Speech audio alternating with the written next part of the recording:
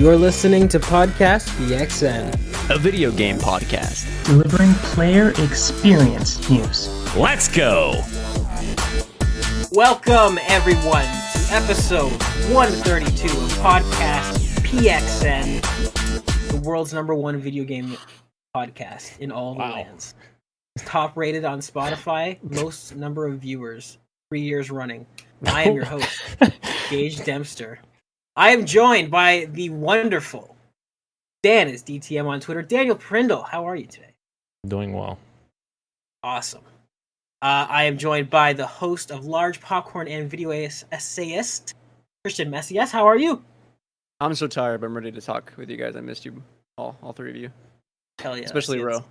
Oh, that's acceptable. Actually, that's the right answer. And the Nintendo aficionado, Rashan at Roro on Twitter. Rashan, how are you? I'm doing great. Ready to talk video games. Hell yeah. All right, topic of the show today is we finally get to see what PlayStation's been working on. What we know as Codename Spartacus has been revealed as actually just a rebrand of PS Plus, and we'll get into that later. But first, we got some quick bites. We're going to run through these real quick. That's our quick bites, and if we have something to say, we'll mention it, but if not, we just kind of move around to the next thing. First of all, Gran Turismo 7 has already been addressed by the president of... How do you say this? Polyphony.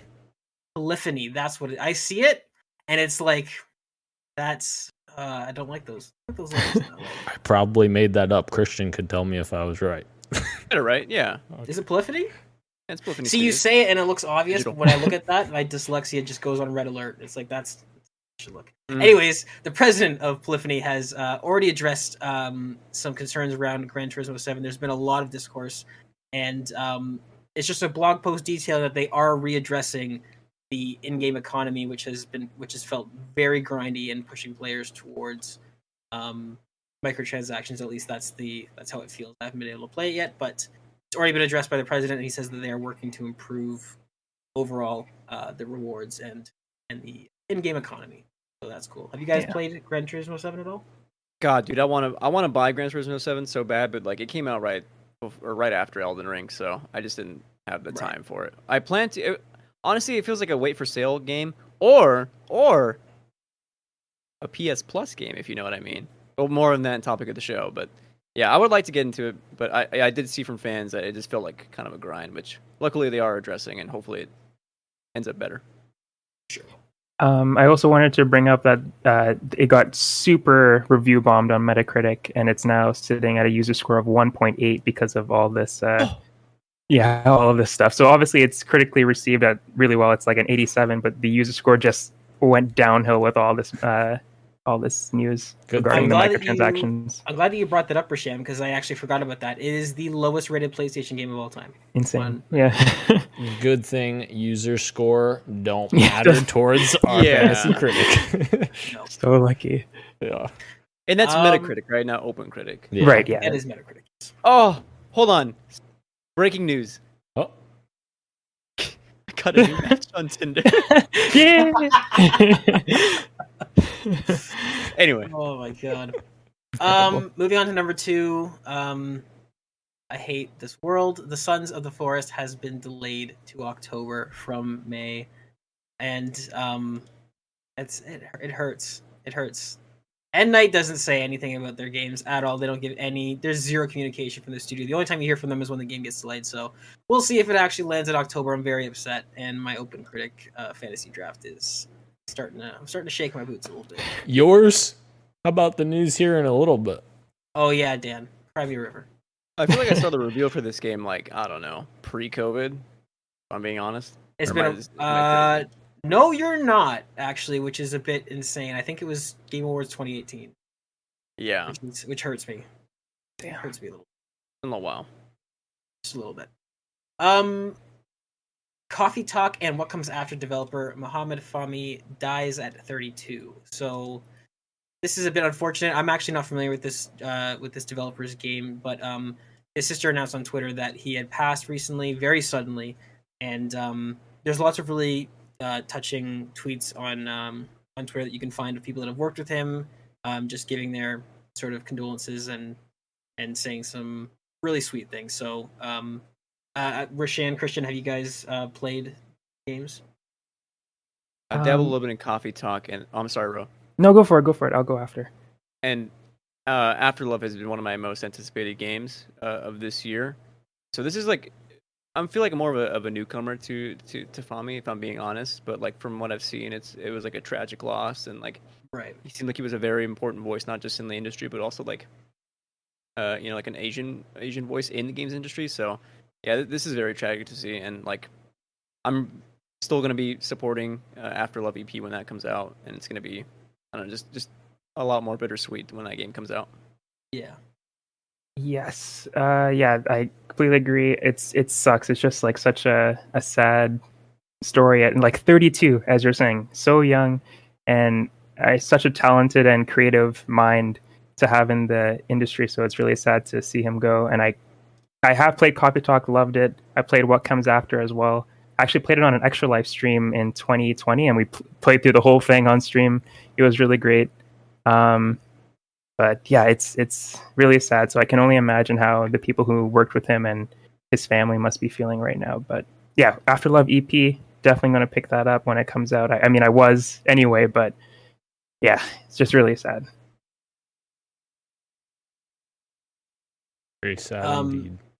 Yeah, we're sending out some good vibes to his family. I didn't know anything about him either, and I wish I had and played his games, but I have not. Obviously, I threw it on there because I knew Ro had tweeted about it, and I knew he had been a big fan of his. So, yeah, I'm kind of shivering right now. It's really sad because Coffee Talk 2 comes out later this year too, and it coming without him is just like, yeah, it's just really sad, really sad. I'm in the same boat with Dan. I'm not familiar with his work, but it's unfortunate. Yeah, 32 is way too. Sending well wishes and thoughts to his family there. Moving on, Forza Horizon 5 has added a new progression system for the PvP mode. It adds quite a bit of things, but it's getting its Series 6 update, so it's getting a bunch of additions to blueprints, and it's got a bunch of new cars, new car pass, 4 new seasons to work towards, and a new Horizon Open, which is drift style. You get a cool Mustang Mach E, which looks awesome. So that's exciting. You guys still playing Forza? You still dabble in it every now and then? Yeah, I think I play it the most when Gage and his friends and Glenn and all of them are playing it. I join up with them and have some fun, but I haven't played it seriously in a while. Got it. One of my favorite memories that I'll cherish forever, Dan, is Glenn and I talking back and forth about the speed that we're going in the proper units, and then you would be like, how are you going 400 miles an hour? And we're like, no, Dan, we're going 400 kilometers an hour. Good memory. Yeah. All hail metric. Next gen Apex Legends update brings Series X and PS5 enhancements finally. So 4K HDR, 60 frames per second, 120 frames goodness, all the stuff you should expect from this type of update. Increased draw distances, higher texture quality, all that good stuff. So if you're still playing Apex Legends and you're playing it on the Series X or Series S or PS5, you've got some enhancements that you can take advantage. Tell you, when games utilize 120 frames per second, it's like, oh my god. I'm not to be crude, but like it's an orgasm to my eyes. I'm sorry. It had to be said. It's amazing. And to be clear, they said 120 hertz may come later. That's not in this update, which is a little unfortunate. But yeah. Well, at least you can do 4K 60, right? Yep. For a BR, that's awesome. Yes. Yeah, and the fast-paced nature of Apex, it being at 120 frames per second would be insane. Yeah. So can't wait to see what that looks like. Destiny PvP in 120 is fantastic. I actually haven't played that. I need to play that. Yeah. And you should. PvP, yeah. Let's get Ro PS5 or PC. I would love that. You know what? Let's get it Shan, for I'll him. build you a beefy PC, my guy. I can do it. Oh man. we can just Oh, get man. him whatever he wants with all the profits of PXN right now. Yeah. We're Just use rolling company in money. cash. Well, no, what we'll do is we'll use our AKA Dan's sponsor. We'll credit use our card. sponsor Yeah. money from Manmeat. Oh yeah, ManMeat's sponsoring us for the 13th week in a row. Yep. Jesus. Which we'll have more about that later. Oh no. Please no. And some good news for the fantasy fantasy No. league. Breath of the Wild 2 has been delayed. Get fucked, Dan. Oh no. Get Uh, absolutely yeah. tilted. Now do Alright? God of War next. No, Christian. What do you mean? You're supposed to be the PlayStation guy here. You should be rooting for We it. don't need God of War this year. It's No. not coming this year. Christian. No. As soon as this fantasy league started, it became war. Yeah. I guarantee you. People are saying March for Zelda. That'll get pushed to April. I guarantee you, April will be God of War and Breath of the Wild 2 the same Could month. be. I'm calling it right now. It's gonna happen. Interesting. A lot of people were pointing out how Nintendo said they were aiming for 2022 to release it, and they're like, yeah, it's coming 2023 because they're aiming for it in 2022. Right. So. Yeah. I hope it's a March release. That'd be cool if it released on the anniversary. Yeah. But who knows? Who knows?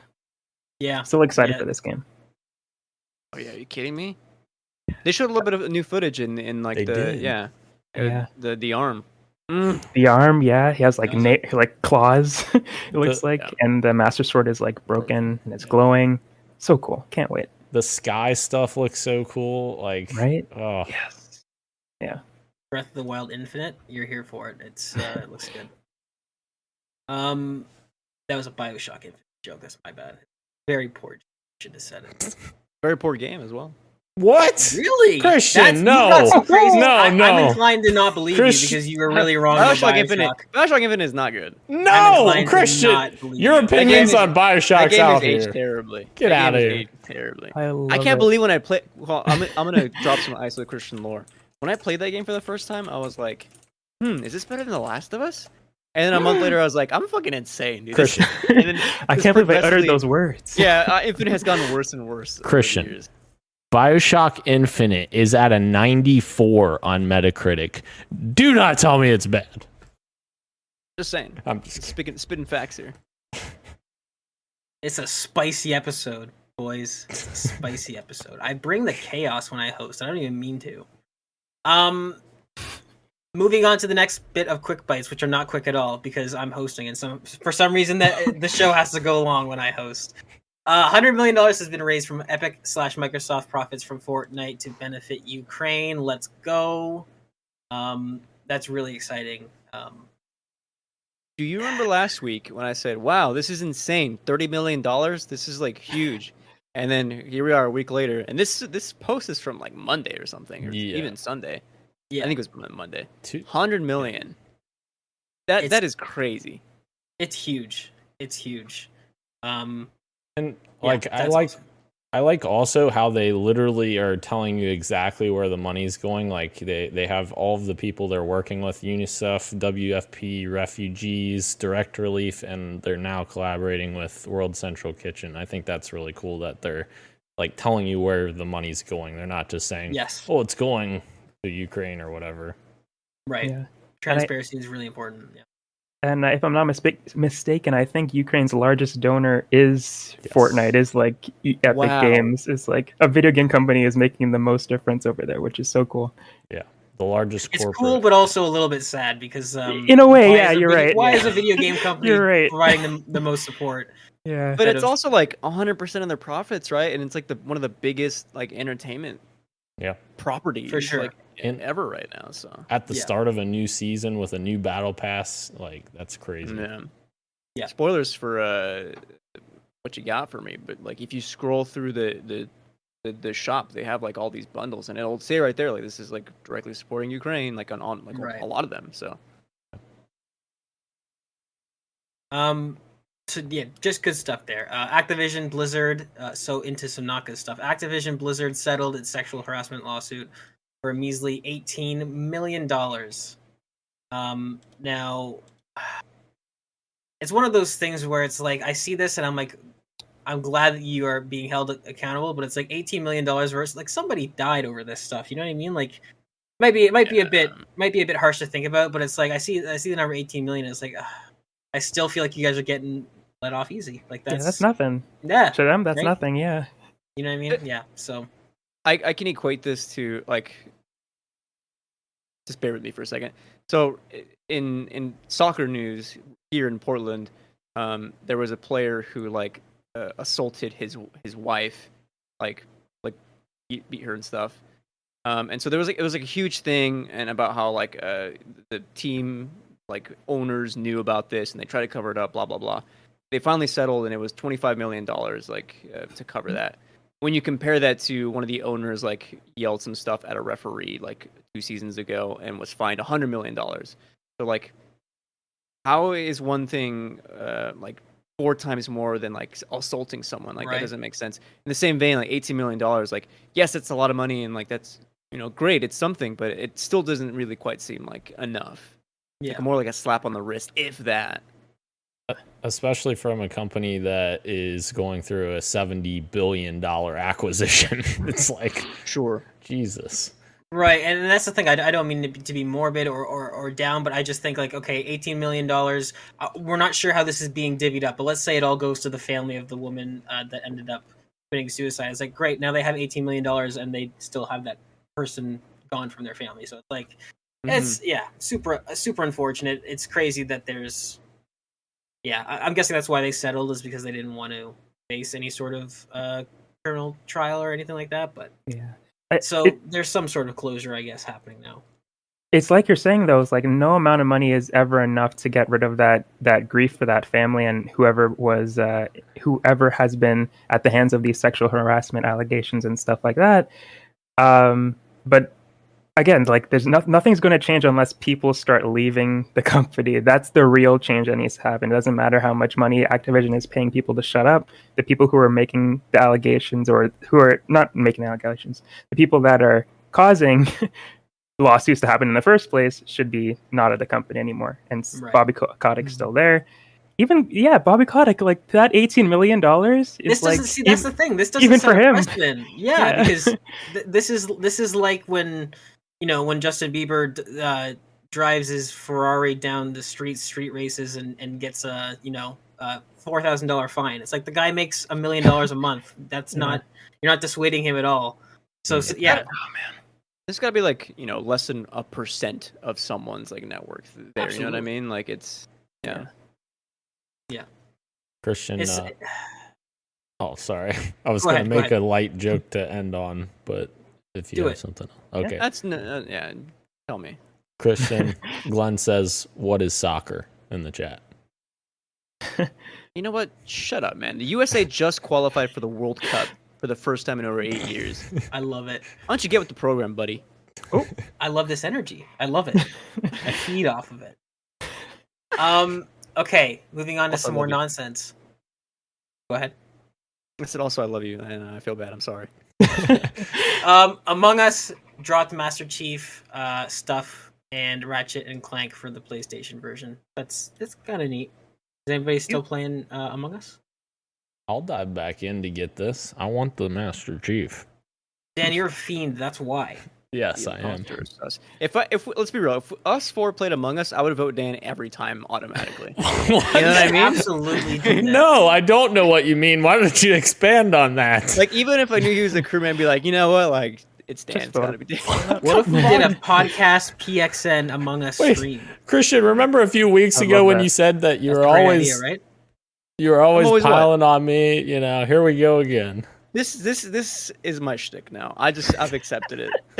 See, this is good. This is why we need an Among Us podcast PXN stream. This would be fantastic. That would be cool. Heart Machine reveals Hyper Lightbreaker coming spring 2023. I've never heard of this before. I saw that you sent it in our group chat. I watched the trailer or went to their Steam page and saw like their clips and all that and the screenshots. This looks super cool. This looks really cool. They've got incredible art style there, and like for it to be a sequel to Hyper Light Drifter, but like what they learned with Solar Ash, like kind of like cool traversal, 3D, co-op, which is insane. Yeah, this should be a great game. This totally had a left field announcement, but I'm glad it's here. Right. Okay, moving on to our next segment, Street Meat, brought to you by Man Meat. Use code Daniel Prindle at manmeat.com. No, Daniel has no code 50% for off your man first meat. order. That's Daniel Prindle for 50% off your first order. Thanks, Man Meat. Okay, so Street Meat. This is the section where we talk about things that could be good, could be bad. You never know until you put it in your mouth. So the first first order of business, according to an article from Jez Corden of Windows Central, Xbox is planning on launching a family plan for Xbox Game Pass, and it could be unveiled as early as holiday 2022. This is huge news. Now, I should early. note That's like it's 8 months away. that's 8 months away. Now, I put this as Street Meat because it is technically a rumor, even though it's coming from Windows Central and Jez Corden, who's a reliable journalist. I wouldn't even say he's an industry insider. He's definitely just an actual established journalist. It is still technically a rumor. He's reporting on what he's heard from anonymous sources. So, this is huge though, because especially when we get into topic of the show and lots of comparisons and charts being thrown around.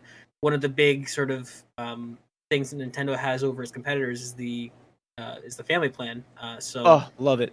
really cool that Xbox could potentially be seeing this. Apparently, we have no details on specifics for pricing, but Jez Corden did note that what he's heard is that it's quote far cheaper than paying for the amount, which according to his article is 5. So it's going to be 5 subscriptions to Game Pass Ultimate, and he says that it's far cheaper than subscribing to 5 separate ones. So that's huge. Yeah, I need to know what because surely they've crunched the numbers on this kind of stuff before. Like they're probably doing it now, right? Like finalizing all that stuff. No way it's like, yeah, if we have up to 5 people sign up for this pass together, we'll still be making money offering these like high quality games on our platform each and every month. There's no way. I don't believe Xbox can be this successful. That's crazy to me. I agree with you, Christian, actually, because I'm not even convinced that it's profitable now. I see how it can be profitable over, with volume. I'm definitely not one of those doubters that it's never going to be profitable. But what we've seen from Xbox is that they have bank and now they're using it. They're using it to try and get a leg up on the competition. So I don't think they're making a profit now. And I agree with you, Christian. I see this and I'm like, well, how does this affect the deals that you make with publishers and all this stuff for paying for games on Game Pass? How does this affect? It's crazy. Yeah. I mean, I have no idea. Daniel, go ahead. Oh, sorry. I accidentally bumped my mic when you were talking. It freaked me out. Yeah, I definitely see what you guys are saying, but I feel like this would open up a lot more revenue for them that they previously wouldn't be getting. Maybe I'm mistaken in this, but I'm just thinking if one person in your household has Game Pass Ultimate and normally they're sharing their account or whatever, or maybe they have kids or whatever they're sharing with it and saying, hey, log into my Xbox under my account, you can play with these games. I feel like it may open up the possibility to those parents saying, oh, I can just, save some money and get you guys Game Passes also, and they're getting 2 more revenue streams or however many kids they have that they wouldn't have otherwise had. Obviously, that's not research or anything like that, so I have no idea what the numbers actually look like. That's just my, takeaway from it is kind of that. But then you also have the other side where it's maybe you have people exploiting it where you have you and 4 friends that are hey, let's all sign up together and save money. Which is what I'm going to do. And I'm sure enough, a lot of people are going to do as well. Absolutely. Right? That's immediately what I thought of. My only question though, Dan, for that scenario, because I did think of that though, is that Xbox currently has the home console system in place. So if it's a family situation and if just one person has their Game Pass Ultimate, the entire family can already benefit from that. Wait, is that true though for Game Pass? I thought with Game Pass you had to have it on the account you're playing with, because I think with game sharing it works that way, but I don't think it works that way for Game Pass unless I'm mistaken. I could be wrong. I was operating under the impression, but I haven't tested that anytime recently. Yeah. But I mean, yeah, that's a good point. So if it doesn't work like that, then absolutely. I was under the impression it was. I don't. But The alternative is that there are still tons of people who have like PCs, for example, and don't have Game Pass, and because of this family plan, are like, well, if you get it, then I'll get it too because it's going to be cheaper for us to all get it together. And suddenly, there's more people that are coming onto Game Pass. Interesting. That's a great point as well, Christian, because people on PC right now are paying $9.99 a month for Game Pass for PC. So like, if they get Ultimate, obviously they're not getting a benefit. So like, if you have friends on PC and you're on Xbox, like I wonder how the pricing will work. Like if you mix and mash, if that will actually save the PC players money or not. I don't know. That's a good point, Dan. Yeah, because Ultimate, the big draw of Ultimate is that it's live plus Game Pass, whereas on PC you don't require live, right? So what's the draw there? That's interesting. But yeah, I agree with I second Christian. I'm immediately gonna try and weasel my way into some sort of Too many subscription services, man. I gotta save money where I can. Well, we got more for you, Christian. Do we? Yeah. I heard In you the like news. subscription services. Oh, yeah, God. and I got thoughts. And the second bit is that there are quite a few rumors going around of a big PlayStation acquisition, or to be more nebulous, just some sort of big PlayStation announcement or news that is apparently on the horizon. I can corroborate this. I said that like if I know. Industry insider, Christian. I listened to Games Daily this morning while I was at the office, and Jeff Grubb came on the show on that show, and he said it first, and which made then Greg Miller be like, okay, yeah, this is what I heard too. There's a big PlayStation acquisition that is like currently happening, and people didn't know if that was like going to be announced this week or if that deal is finalized or when that's happening. But there are people in the industry, insiders, hearing the same thing, that there is a big acquisition in the works. Okay. Who's it gonna be? I mean, From is the one that's getting tossed around a lot. That's what I've been hearing, is that From Software is I've also love heard that. Konami. Yeah. The other is was it Square? I think people are throwing around Square. I've heard Konami. Is that what you're thinking of? No, I think it was Square is what I was seeing people talk about on Twitter. Konami, I don't know. I don't know if they would do that. Yeah, I don't think Konami. Konami. I don't see them doing that. Have they made much though lately? The last big Konami game I remember is Metal Gear Survive, and that was lukewarm at best. They've been making pachinko machines. They're still making their money. They're doing stuff. They have like new merch going out like every 2 to 3 months, and just on their IP, and people buy it. Yeah. And that's their biggest asset, is their IP. Like they have no value essentially in their development studios anymore, I don't think. Well, that's exactly why I think it might be a brilliant idea, is because the PlayStation acquisition wouldn't affect any of that. They still get that, and then Sony just has access to their IP, so they could use their own developers. But I think if I had to guess, my gut says From Software, but. Which would be a great get, but also like terrible, because like Elden Ring is one of the highest selling games from Software ever put out. Literally like their best selling game, and that came out multi-platform, right? That's why it sold so well. Now here's the question though: is that is From, because of the monstrous success of Elden Ring, which is crazy compared to their past releases. Like, this game has gone well above anything that they've launched before. Are they? If they were in talks with PlayStation, are they now using that to say like, hey, you guys got Bungie and they're multi-platform. If you want us, we're staying multi-platform. Is that maybe something that they've said? Because this has been a huge release. Not sure, because if you like, FromSoft players will know that they had the chance to sweep them up a long time ago with Demon Souls, right? And they passed that up infamously, right? Maybe From Software still feels kind of burnt, and Gage, you're onto something. Maybe they, sure, we'll, be a PlayStation studio, but we still want to put our games out multi-platform like that. That could be the case, but I don't know. It's been so long since then that I just don't know. And plus, I'm not an insider. Not to say that it won't be a big studio, but it could also be something like Deviation Games or one of those partners that they announced similarly to what was their last studio they just acquired?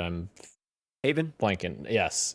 So they announced that partnership with Haven, and then they acquired them. It could be something like that with, I know Deviation off the top of my head, but there's others as like well. Firewalk, I think. Yeah. Something like that, yeah. Yeah. True. So Wait, we're gonna cool stuff, man. we're gonna keep an ear out for that, and we will let you know as soon as we hear anything. We've got Christian keeping his ear to the ground over at Sony. Heck yeah. God, I wish.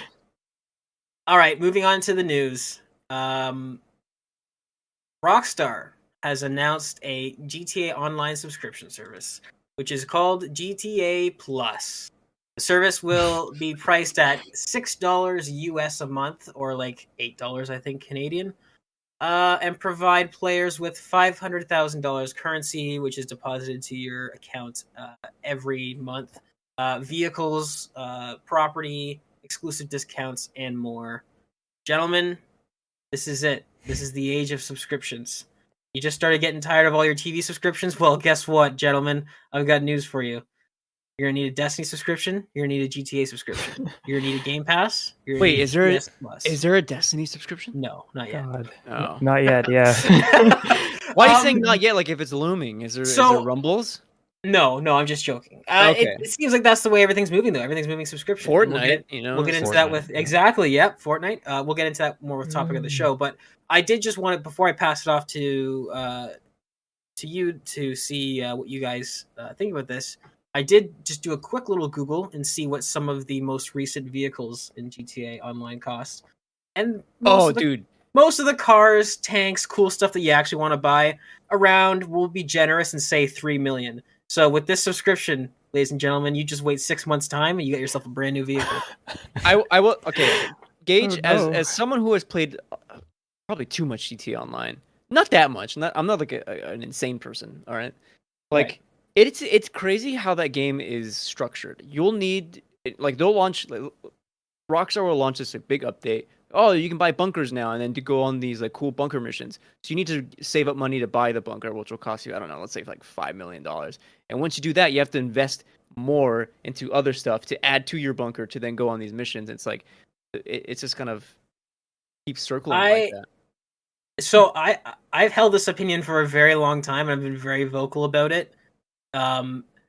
Rockstar makes fantastic games, and they're like just could give a shit about their community.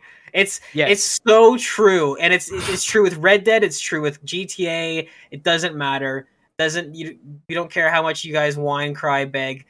This game has been grindy as hell from day one, and they've never fixed it. They don't care, and do you know why?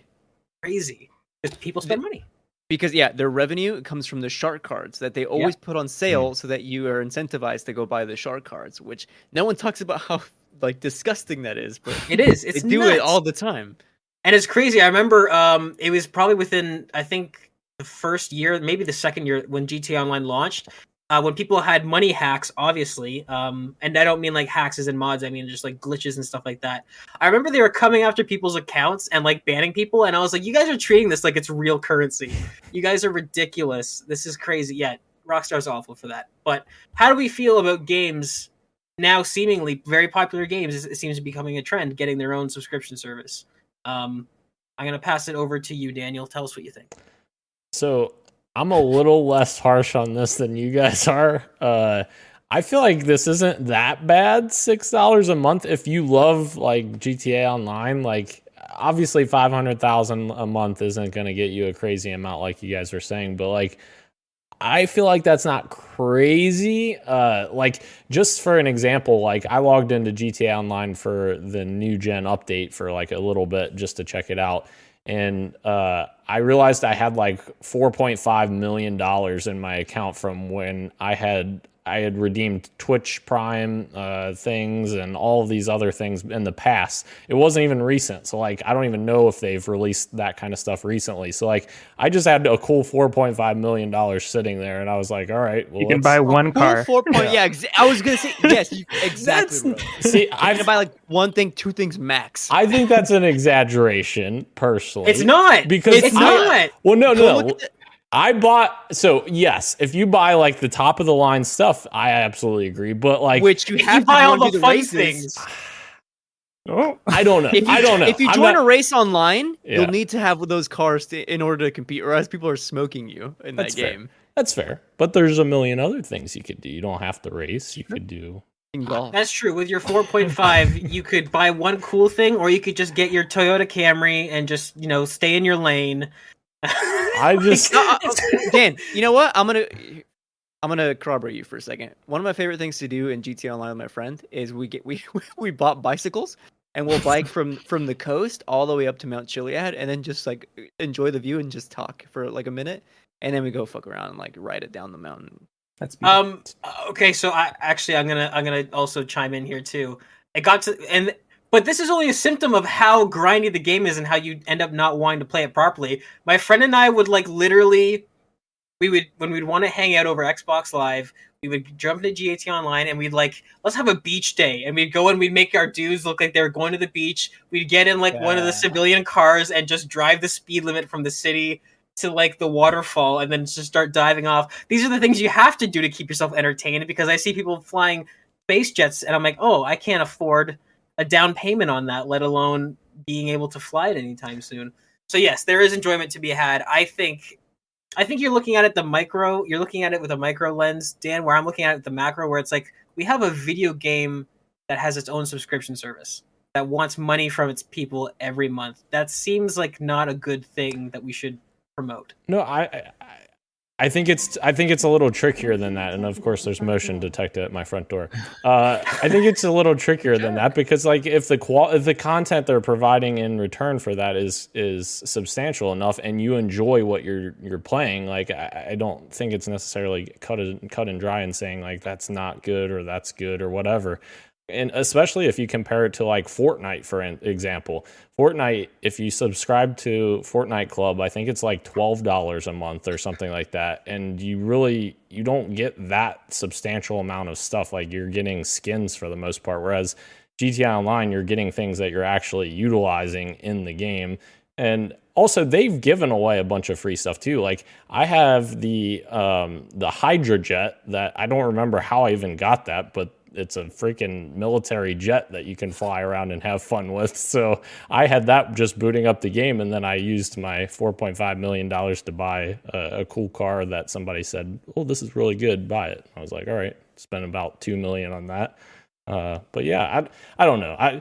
Personally, I'm just not as down on it. But again, I see your guys' points. It is another thing you have to pay for, and I get it, but also this game came out 8 years ago, so they kind of support it, I guess, somehow. That's true. Roshan, how does this news make you feel? It just doesn't seem like something that they need to do, and that they're just doing it to get the money, like you guys are saying. I haven't played GTA Online, maybe ever. I think I played it maybe for like an hour one day. But like Dan was saying, it came out 8 years ago. And it's still selling like crazy. Like it's on the top 10 list like all the time still. Yeah. So I think they're still making a lot of money. And this just seems like, I don't know, unnecessary. An unnecessary thing to add. It's I don't know. I really don't know. Like $5.99. It seems like they need to fix the grindiness, like you were saying, Gage, instead of introducing a way to. Like the way to fix the grindiness shouldn't be a subscription fee to get the money that is so hard to get in game, right? You know, but yeah, I agree with Dan. It may not be as cut and dry as we are maybe making it out to be, but I hope this isn't like a new trend that is happening in games, because I just think the systems that you created should just work in the first place, and not have us shelve out $6.99 or more to ease the grind. Right. Christian. Are subs the future? I think unfortunately, yes, right. However, it's times like this when I see stuff like Rockstar's announcement that really makes me thankful that From Software came out with a $60 game that is like call me a curmudgeon, call me cynic, but like that game is like just a full experience from start. Yeah, 100+ hours. You get the product that you buy, you pay for, right? Whereas when I see stuff like this, it's like, well, I feel like less of a player and more like a commodity to use. It's like milk and that to me isn't like the kind of experience I like, Yeah, I totally agree, and it's something that I've been saying for a while, where it's like video games are more and more every day becoming more clear that they're not being treated as art and they're being treated as a business, right? Like it's just becoming more and more transparent that that's the case, where it's like, how can we make this the most effective business product as opposed to how can we make this the best piece of art that we're on. And it's unfortunate. Which again, it's a little tricky also because GTA 5 launched with a 40-hour campaign, which was fantastic. So like, do you consider that as part of the package? Because obviously, Elden Ring you can't necessarily compare that directly to something like this because you have almost two separate things. You have GTA Online and you have GTA Story. So like, how do you delineate like comparing this to this? Because they're kind of, I don't know. I think the direct comparison between those two, you have a point there, but I think, I mean, not to speak for you, Christian, but it's like GTA is a symptom of just the atmosphere now. Like against a lot of the games that are out now, Elden Ring is kind of unique in that sense because GTA is not the only game that is trying to. I mean, we just talked about Gran Turismo 7, right? Which was also, from what I heard, overwhelmingly unanimously like agreed that it was way too grindy, like unrealistically grindy. So it does seem to be some sort of. I mean, and you have things which there's debate around, but you have things like Halo and Call of Duty every year. Like there's a lot of. It feels like I agree, Christian. It feels like it definitely starting to feel a bit more like these games are being made with what's the coolest way we can get money out of people as opposed to what's the coolest best game we can. And, which sucks because GTA Online is like it is awesome, right? Like it is awesome, but that's part of the problem is that you boot it up and you want to do all the cool new things and then you can't. Like you said, you have to drop $16 million altogether to get all the things to then do the fun. Well, that's unfortunate. Moving on though to the second piece of news, Halo the series has premiered on Paramount Plus. And it's being met with positive reception overall. Many fans and viewers have praised the tone, set design, and performances, while criticism focusing on pacing, CGI, and writing. It's also set a viewership record for Paramount Plus. So in the pre-show, I mentioned that I owed Dan an apology because I was very down on this, and I watched the first episode. I enjoyed it quite a bit. From a technical standpoint, I feel like I stand corrected. Still a lot to be desired on the objective side of things, but I had a fun time with it. Dan, what did you think of the first episode? Yeah. Actually, I've watched the first two episodes as the second one came out today. I won't give anything on that because I know you haven't watched it yet. But I really enjoyed it for the most part. There are definitely issues that I have with it. And I think some of those issues come out in episode 2. But again, I'm not going to go into that. I'll wait for you to get caught up a little bit before we go into that. But to talk about it. Yeah, there are some issues with it though. Like you and I talked about a little bit before in the pre-show. Like the elite designs, I think are a little weird. Like they don't seem like as agile and like slimming and like I don't know quick as they are in the games. Obviously this is its own thing, so I'm not going to compare it directly to the games, but like there are some really good CG moments. Like I think the Prophets look freaking incredible. Like that's sorry, go ahead. Sorry. Yes, and I know that part of the Prophets is puppeteering and part of it is CG. I get all of that, but like just the look of the Prophets are absolutely incredible. And even like High Charity, which is the Covenant's home, not world, but home base. Their home base, yeah. Yeah, it looks amazing. I think it looks fantastic. But yeah, Pablo Schreiber, I think, does a fantastic job as Chief. I honestly, I think a lot of people overreacted to the whole taking off his helmet thing because it is a TV show. I disagree. I disagree entirely. You're allowed. You're allowed to disagree. I compare it to Mandalorian. Granted, I haven't seen the Halo series, but like, from what I know of Mandalorian, that moment felt earned. Whereas what I see from people talking about Halo is that moment didn't feel earned. I don't know how you feel about that. I don't agree that it didn't feel earned. I just think it was too soon. I think I really liked how they presented it. I just didn't like how soon it was, if that makes sense. Like, sure. So, I think I know what you're trying to say, Dan, but I don't think it was earned. I think it was for a good reason. Like the reason that Right. it happens in the show is good, but I don't think they earned that yet. Like if that exact same moment for the same situation happened like 3 episodes from now, I feel like it would just feel better because it just waited longer to get to Yeah. that point. Yeah. I like the subtext of that scene and why he did it, but the first episode of the first, I don't know. I feel like it was a little soon. Yeah, I agree. I totally agree. It was too soon. Right. I personally, I liked that scene and I liked the circumstances surrounding it. I thought that was really cool to see that. And obviously, with it being a TV show, it's different than the games because, like, I'll give you a great example. Joe Staten, who is longtime Bungie writer, he was there for a long time. He's now head of 343's division for Halo Infinite. He posted on Twitter something that I thought made perfect sense. Me and Gage have had conversations before about this, about how the Master Chief should be, or this or that, or whatever. And he said the perfect thing. He basically said that, like, everyone's Master Chief isn't the same. Like, I may view Master Chief one way, Gage may view him one way, Joe Staten may view him one way.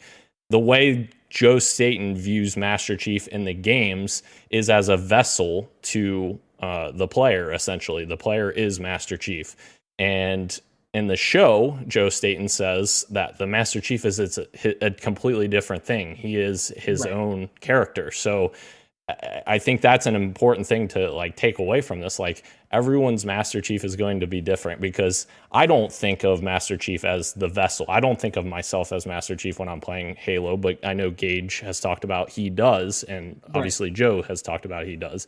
So like, it is a very, like, you know, interesting issue that Halo has in general. Like, how do they think about all of these things and like incorporate all of these things to make everyone happy? That's kind of the tricky dance that they play. But yeah, I really like Pablo's take on Chief, and yeah, very interested to see more episodes. You know what's unfortunate though, Dan? And I know you said you haven't seen a lot of his movies, but I was watching this, and so the episode starts off great. I'm not going to talk about specific spoilers, but comes out with a bang. Yes. Awesome set piece, awesome sort of first 15 minutes of this episode. It's really great. I like the tone. It's way more brutal than I thought it was going to be, which is what I wanted. But I was watching it, and the problems with this, with the fact that my problems are with the CGI and the directing. I was like, man, both of those could have been solved with Neil Blomkamp. Both of them could have been solved in one go. And it's super upsetting because he's done amazing. His VFX studio is incredible, and he's also a competent director. Super unfortunate. Also, not a huge fan of how the elites have like 3 feet on Master Chief in this. I was like, aren't they supposed to be like equally imposing? That's like the whole point of the Spartans, and it's weird to see them all like drastically different heights from each other. But again, that's just what you get when you have actors in suits, as opposed to, you know, like proper, really well thought out CGI. But I enjoyed it. Rashan, I am curious. Do you plan on checking this out?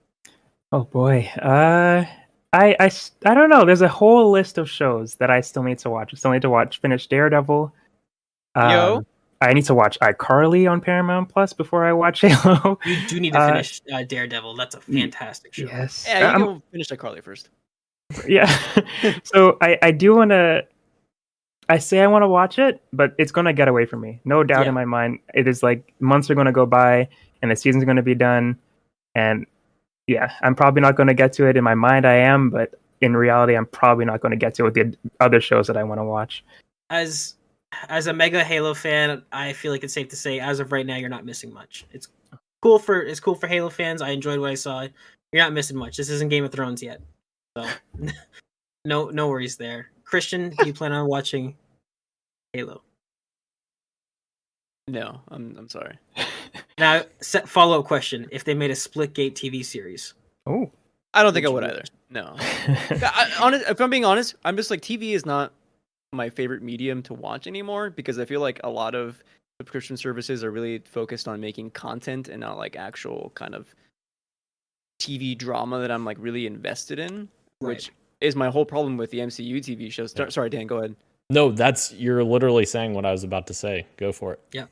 Yeah, so like, I'm very picky with the TV that I choose to spend my time with, because I know like there are certain shows that are like that upper echelon S tier kind of level that like I'm looking forward to with like the content that I enjoy like in film and TV. So yeah, if I'm gonna I'm gonna watch a show, it's gonna be the ones that like I know that are like critically acclaimed that I really want to get into, like stuff like Right. The Expanse and I was just Succession.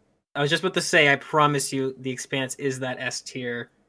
The themes, Yeah. everything in it, the writing. Dan, have you watched it a second time yet? Not a second time, no. So the wonderful thing about The Expanse compared to Game of Thrones is that the books always stayed ahead of the show. So they plant things in season 1 that pay off in like season 5 and 6. Like that show is so incredibly meticulously thought out. That highly recommend. And to anyone watching who watched the Halo series and maybe didn't like it, The Expanse is what I like to call the unofficial Halo series in terms of its tone and its themes. And even there's quite a lot of similarities between characters like Joel Piermont and Catherine Halsey are pretty much the same character. It's cool. Check out The Expanse. It's great. Christian, go ahead. Quick clarification. I said Succession, but I think it's Succession in the pre-show as well. I meant Severance, the new Apple TV show. That I have heard good things about that. Yeah, Christian, that's exactly what I was going to say, by the way. The Marvel TV stuff on Disney Plus is what I would liken the Halo stuff on Paramount to. So, like, it's pretty much... Got it, okay. You're a big MCU fan that has to have all the content. You're probably going to enjoy the Disney Plus stuff. If you're a big Halo fan that enjoys literally all the Halo stuff, you'll enjoy it. Yeah, it's totally a similar thing. Yeah, I would agree with that. Christian, is there something you'd like to ask us all before we get into the fantasy draft second? Not until after you say the item. Why? Oh, okay. There is one more item. There's got to be one every show. Look at that. E3 is canceled for 2022. Meanwhile, Summer Games Fest. You know what? Jeff Keighley is quick to tweet that out. I don't know how I feel about that. You have some respect for the dead, Jeff. But anyways, minutes after E3 was being reported that it was canceled, Jeff liked to jump on Twitter and say that Summer Games Fest is happening. It's returning this summer, and the IGN Summer of Gaming is also going to return this year. So there's going to be a live show for both of those. There's going to be lots of game reveals and stuff. It's kind of like their summer version of the Game Awards, kind of, but not quite to that extent. But that's usually what it ends up being. Christian, do you have a question for everyone? No, I'm not even getting to the question yet. I'm going to just directly respond to this news. I'm going to say it. I'm sick and tired of seeing like games industry, like actual folks, like make fun of how E3 is dead. Because I think one, like if it's dead, it's dead. It's fine, right? Like we don't need to the constant jokes. But like more importantly, I think small timers like us, like E3 does still mean something, even to the, even in its dying form. Like that does mean something to go to E3. Like people remember like those kinds of stuff because it's fun. But more importantly than that, I think for like small teams going to these kinds of events, like it's make or break for so many people that get to, even just for like people who want to make it into the industry, that is a place for people to go and network. You don't get that kind of network when you have digital events. And that's what everyone like it seems to be forgetting is like this is a place to talk to other people about all the stuff that we're enjoying. And like that just completely goes away now that everything is shifting to digital, which is a huge bummer. So like, yes, I am mourning this. I hope E3 comes back big in 2023, right? But that's just me. For sure. And I'd like to point out, like you said, a lot of people are quick to make jokes, and a lot of people are quick to rightfully point out a lot of criticism of E3. Like they've had a really bad past of like doxing journalists and really poor planning and all this stuff. But I think credentials online. No, absolutely, you're right. So when I say like, when I agree with you, Christian, and I think when I say I want E3 to come back, what I mean is I want some sort of E3 type event where it's like this is a weekend. There is a physical element to it, but it's literally a congregation of everything gaming where people can go and people at home can sort of say, hey, this weekend is when I'm going to tune into the Xbox stream, the PlayStation stream, the Ubisoft stream. Everything is all in one go, because not only, like you said, with networking for people that are actually in the industry, but I've noticed that every E3 alternative is like people doing their own press conferences spread over like course of like months, and like sometimes you don't know when it's happening until like 2 weeks before it happens. So I personally miss it for just that, the nostalgia of like, hey guys, this weekend E3 is happening, come over to my place, let's watch it. Let's, you know what I mean? Like it's just a good time. It's I know it's overused, but like E3 is very much the nerd Super Bowl. Like it's like the hell yeah, let's all get together and watch this. And I'm not sure I'm a fan of the alternative right now. I don't like the all digital, all separate, scattered events. I'm not a fan. Dan, how do you feel? Yeah, I totally agree with you, Gage. That was something I looked forward to every year is the E3 week. Like that's just something.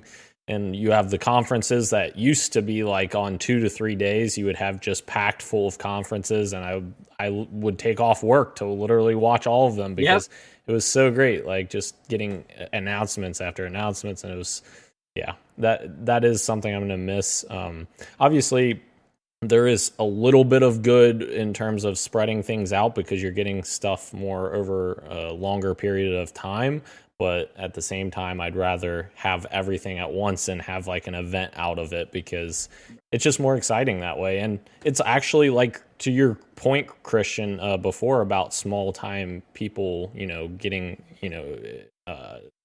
features or whatever, like just having E3 in your, YouTube titles or descriptions or all of that added so much more buzz to whatever you're working on. Like I did for a long time, I did E3 predictions for many years on my personal account.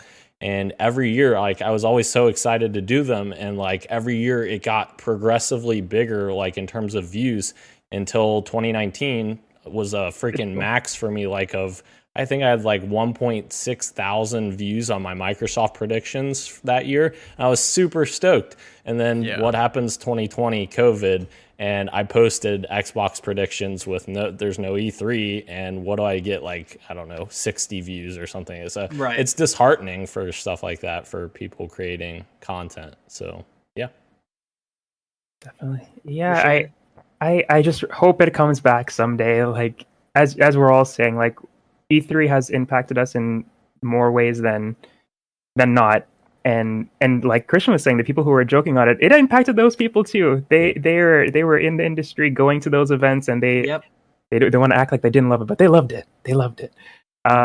But yeah, I remember skipping school. Like we say it's the weekend, but there were some days where it fell during the week, right? Certain press conferences would be like on a Tuesday or something. Mondays or Tuesdays usually. Yeah, and I would just like screw math class, and I'll come home and watch that stuff just on my computer in the basement, and I had a blast. So, and I still have a dream of going to E3 someday, but that can't happen if it stays digital or if it doesn't come back in person. So I'm really crossing my fingers that someday, hopefully 2023, it returns and it's actually really good and not a shell of its former self. But I am happy that Jeff Keighley and other people are trying to fill that void, because without them, then we would literally have nothing. But I do prefer the original weekend condensed version than the spread out version. And I think that is the biggest critique that people have with Jeff Keighley's Summer Game Fest thing, that everything seems so spread out and the events that are happening aren't really always as exciting. So yeah, I miss E3, but I am happy that Summer Games Fest is happening. They fixed it last year, because the first year it was like over the course of like a month or so, like June, July. I was like, what is going on? But like last year, obviously they had the big showcase, which arguably was actually a really good showcase. I'm not gonna lie to you. Like Jeff came with the stuff, so. And there, I mean, not to say that Summer Games Fest isn't good, because it's great, but I also do miss E3. So. Right. Yeah, I'll say I miss what E3 used to be, because the last few E3s weren't very good. Right. But absolutely. Yeah, I just want E3 to go back to what it used to be, what I was excited to skip school and watch. I think what it comes down to for me is that, as somebody who can barely remember what I did the day before, I like the idea of only having to remember one weekend. I mean, okay, it's June 23rd. Cool. That's the weekend I need to pay attention to stuff. Whereas, the Summer Games Fest, like you said, Christian, not last year but the year before, no idea when anything was happening. I'll just wait and find out about it after the fact, I guess. But now I can ask my question. Yes. What's more dead? Because we didn't put this in the news, but I can just say it now. There's a game-breaking bug in Square's. I think it's Square, right? Avengers. Yeah. Crystal. That causes the game to crash like over and over again. And the only way to fix that is if you delete your campaign progress. And people rightfully call it a dead game, because there hasn't been an update for that game in what feels like forever. since the Wakanda update. I don't. When was the Wakanda update? I don't know. So my question is, what's more dead, E3 or Avengers? Oh, You know what's man. funny is that this fix for what is essentially a crash loop making your game unplayable. This reminds me of Rockstar's $5.99 a month. Oh, what's the matter? The game's too grindy. I've got a fix for you. It just costs you something. I love that. I love hilarious that it came from the actual Avengers account where it's like, hey, we've got a fix for you. Might delete your Delete save. yourself. Might delete everything you've worked for. Oh man. I think I do want to answer that question, but I do think they did fix it. Like you don't have to do that anymore, to my knowledge, unless that is the way to fix That's it. good. That is good, but how quick was the turnaround time? Because why not just wait? Because you know Over- there's 4 or 5 people that were like, crap, let me just delete my save. And then like 15 minutes later, like, never mind, we fixed it. It was like True. a day turnaround, right, bro? Oh man, I think so. 24 hours, something like that. That's hilarious. But the fact that it exists is obviously the problem alone. Right. But which is more dead? I would say Avengers, because I don't know. I just want to shit on that game a little bit. Let it out, bro. Let it out. I want to delete 80 hours of progress for them to fix it in 24 hours. Yeah, makes sense. My God. Now, luckily, this only affects people playing Avengers, so Which is not like a many dozen. people. yeah, a dozen people. There were are real dozens of upset, us. Wow. and 4 of them deleted their save progress. So a third of 25%? Yeah, a third. Oh man. And I was actually hopeful after the War for Wakanda update. Man, was I wrong? Sorry, bro. That's on you. Was I wrong? What's that It saying? is. Fool me once, fool me Fool me twice. once, yeah. Quick fantasy critic draft check in. Dan's winning. Dan's like at 800 points now. Christian's like at 300. Wow. And then Rashan's got 10 and I've got 0. And I'm probably not that far off. Do you have the numbers, Dan? No, I don't. Okay. I'm pretty sure you read them I off wonder last if time. I'm I curious. wonder if my bids went through. I forgot I bid on games. Oh. I'll never mind. I'll talk about it later. I've been trying to do it and I'm not able to do it, which is weird. Oh, here, yeah, 3 games, all come in a Dark Brew Games PDX. So, What's the next What, game I coming can out? do it now. Never mind. Lego Star Wars: The Skywalker Saga on April 5th. shut the fuck up. We get it. You bought everything, Dan. I have 95 points. Christian has 56. Roe has 8. Gage has 6. Insane how ridiculous. much of a lead you have. Yeah, but I also have 4 ridiculous. more games than you too. So Here, That's I have it. a few games coming out soon. Nintendo Switch Sports, obviously, so I'm hoping that one gives me some big boy numbers. And then I bought 4 indies because I wanted to. I don't know why. I looked at Dan's list and he had a lot, and I got a little jealous. And it's like, whoa, we're already through quarter 1. I should be having more games too. Like, what else is coming? You know.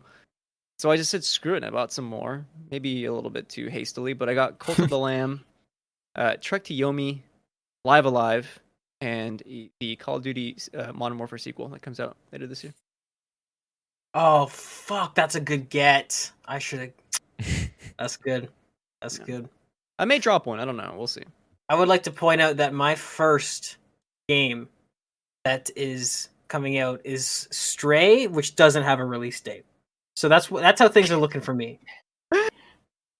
It was going to be Sons of the Forest in May, but Oh, no. now it's just Stray, which we know nothing about. So that's what I'm looking like. That's great. Damn, dude. I don't know about your list. I'm confident. You know what? I'm confident in my list. I think my indies are gonna pull through, but I don't know when anything's coming out, and it makes me want to cry. Also, every time I see my warning, I think the warning's on the same line as Teenage Mutant Ninja Turtles, where it's just telling me that hey, that's a really bad counterpick. It's not though. But also, I have a minus 10 to 15 to look forward to as well. Great. So that's how it's looking. It's pretty dire over here in the fantasy league. Now we move into the what you got for me. Daniel, what have you Yes. been playing? What have you been doing? I'm mad at you, Dan, for this. Oh, he's mad at me.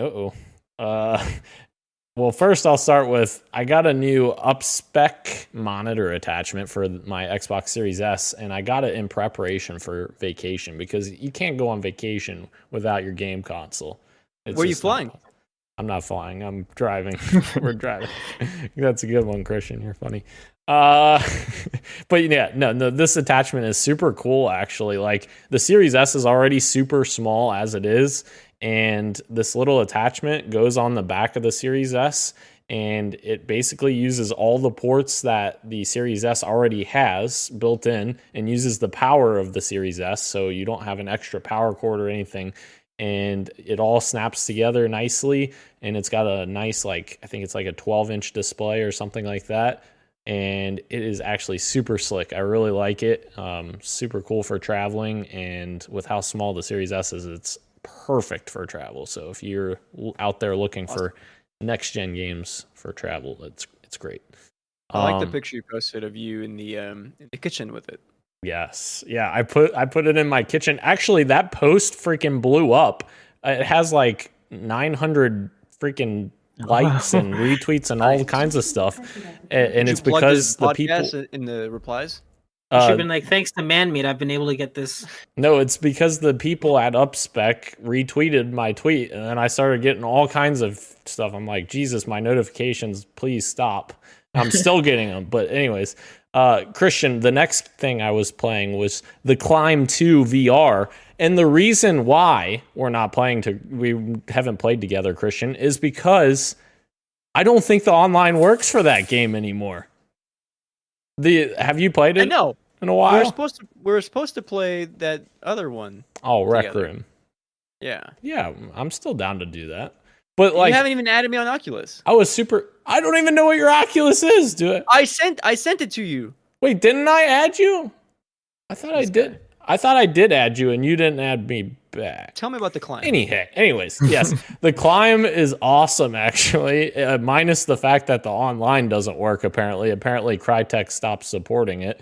But yeah, I literally put it on for the first time. In the first like 10 minutes or so, it has you do like training and like teaches you how to do the different climb techniques and everything. And Christian's laughing, which makes me think that he realized that I did send him a request and he didn't add me back. Yeah, I added you. Yeah, thank you. But there's different climbing techniques that it teaches you. When I first got on that platform and you're looking and it's like you're in clouds, and I look down and I'm like, no, I don't do well with heights. And I freaking freaked out. I had to sit. Why'd you buy it? Well, because I thought it's called the Climb. I know, but I thought it would be cool. But anyways, no. Anyways, I had to sit down for a minute because I was freaking out too much. But I calmed myself down, got back up, and I was like, all right, let's try this. For the first probably like 15 minutes of it, I was like shaking pretty hard and I was uneasy. But then after that, like I was actually feeling like I was like, feeling better about it as I was playing more of it. Like, wow. Yeah, it actually helped me, I think, in a way. I don't know. Maybe not in real life, but it actually like made me feel more comfortable as I played more until I lost grip of something and then I started falling and I'm like, oh no. But if I can add to the Climb conversation, because that's one of the first games I bought on Oculus. One of the things I love about it is how it makes you like use the grips to like hold a certain way, which leads to me getting like actually a little bit like tired in my arms as I do it. Yeah. And so like one of the things that I do when I go like bouldering is to like, hold and like lean back, that way your arms get a chance to rest, or like you let go of one and shake it, and you have to shake your arms in this one so you can like chalk up. Yep. So like I'm doing that and I feel like I'm like climbing, which is cool. But then another level of immersion is, I remember once I was looking down on one of like the Switzerland climbs and I misjudged a hold and I fell, and I had one of those moments where I thought I was falling for real. Dude, it's like the scariest thing I've ever done. It's rocks. Dude, VR is amazing. Yes. Yeah, it's really cool. I've enjoyed the heck out of it. And actually, I played Rec Room with another friend of mine, Nate, and we were enjoying the heck out of it. So must be nice. But Christian, you've never said, "Hey, let's play some Rec Room." All right, I added you. We'll figure this. We'll figure something out. We'll figure it out. Remember Hannah Montana? I only heard the first part of that. Yeah, I didn't hear. Your mic gated you. Oh, that's hilarious. It was like, nope. I did a rendition of The Climb by Hannah Montana. Oh, yes. Great It's the song. Best of both worlds. That's probably for the best. Rashan, what do you got for us? Oh man, I think we should cancel school Oh no. and like just get rid of it. I agree. Not necessary, so people like me can play video games. Yep. So not much. I restarted, or not restarted. I've beaten Celeste before, and I'm deciding to do another playthrough of it to do like some strawberry runs, do that collection thing, just something to do on the side when I have the chance. So it's a great game. It's a great game. I just booted it up, and it gave me the intro. It's like just breathe. You can do this sort of thing. Like Yeah. I'm getting the feels all over again. If you haven't played Celeste, people play Celeste. It's a great game. So I played that, and I'm trying to get back on Ace Attorney. But besides that, that's it. I still haven't played Kirby. So bummed about that. But hopefully soon I'll be able to pick up Kirby. Christian, what you got for me? Yeah, as you all know, I beat Elden Ring last week, and I put like over 100 hours into that game, so I didn't feel like doing New Game Plus, and so I was like, you know what? I had Tunic downloaded. Let's get into it. So I started and then beat Tunic. How Yeah, long did it take you? I don't know, around like 10 hours or so. Well, that's Okay. not bad. I don't know. And I will say, I think it's a great game. I don't like that. This game is harder than Elden Ring. I'm not gonna lie to you. That the end game areas are, in my opinion, worse than the one side boss that I had trouble with in Elden Ring. It's almost bad how like insane it gets. It was so Yeah. bad that like at the final boss, I decided to turn on the accessibility mode and like turn on no death because I didn't want to do it. Like it's so bad. So yeah. And then after that, I was like, you know what? There's a secret ending. Who's played Wind Waker here? Bro, you played Wind Waker? On my wish list. A long have, time yes. ago. Maybe you know what? Maybe I won't say this because it's kind of Tunic spoiler. So I'll just stop. I'll just move on. There's one other thing story related that I did not like, and then I ended up looking up the secret ending because I did not want to waste my time with what it asked me to do after that. Right. So, beat Tunic the normal route. I then jumped into Fortnite because my friend wanted to try out no build mode back when it was just a temporary thing. We didn't know it was going to be a permanent mode for this season. And let me tell you, yes, Fortnite is a fever dream. I was looking at Kakashi dance to Megan Thee Stallion, and I was like, I don't know what this game is anymore. Oh, look, it's Bruno Mars just running around, a cat person. And then now I want to buy an anime girl next time the shop updates. I don't know who I am, but I did have fun with Fortnite, and we did get a few wins, so that was cool. And then I started up Ghost Runner, which was one of the PS Plus games I think from either February or March. I can't remember when. I think it was March. And I finally had the time to get to it, and Ghost Runner is incredible. On console, maybe it's not the best because like I feel like if you're better with mouse and keyboard, like a mouse is going to be better for aiming. But the stick has worked just fine for me. And I love like super fast gameplay, dashing around, like doing cool parkour stuff. So Ghost Runner has been my go-to jam like every night since I started it this week. And yeah, Christian, I enjoyed the heck out of that game until I got to a certain point and I could not get past it. And I'm like, well, crap. I literally gave up on it, but I loved it up to that point. Was it past the first boss or before then? No, it was past the first boss. Yeah, Okay. It was well into the game. Yeah. Got it. Okay. One more question. I'm sorry. I'm looking at eBay copies of Wii Sports for $30. Should I do it? Yeah. Better to $30. have it and not need it than need it and not have it. Yeah, but Well, that's what I'm saying. I'm trying to hold off to see when Nintendo Switch Sports, because I'm gonna get Switch Sports, and I'm trying to see whether or not like Wii Sports will go either decrease in price, hopefully not increase. I don't know. We'll see. Just do it before the Wii shop closes, Yeah. unless it already has. No, I'm thinking. it's a disc from eBay. Oh. Right, I'm saying. Well, yeah. I guess you'll always have that available. Never mind. Because I don't think Wii Sports is a game on the shop. I don't know. Yeah. You're probably right. Anyway. Yes. Gage, what you got for me? Glad you asked. I've been playing RoboQuest on Game Pass PC, and it's fantastic. I highly recommend everyone check it out immediately, and also your parents do. It is it's a really fast-paced roguelike, except the twist is that it's a first-person shooter. So, really fun art style, really colorful. It's Dan was trying to guess what I was playing earlier when I was streaming it, and he guessed Borderlands. He's like, no, wait, is that Overwatch? It looks like both of the two combined. It's got a very fun, cell shaded, sort of smooth, high tech sort of design, very Overwatch esque. It's really fun. It coming off of Hades. I'm definitely kind of reinvigorated when it comes to roguelikes, which is also why I checked out Tunic as well. And it's just fun. It's very fast paced, very fluid. Definitely recommend playing it on a mouse and keyboard.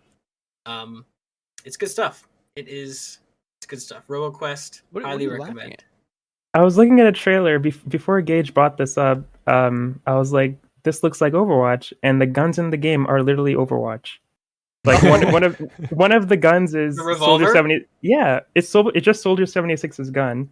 Yeah. One of them is like a turret, like Orissa's turret, and some guy has a hammer, like what's his name?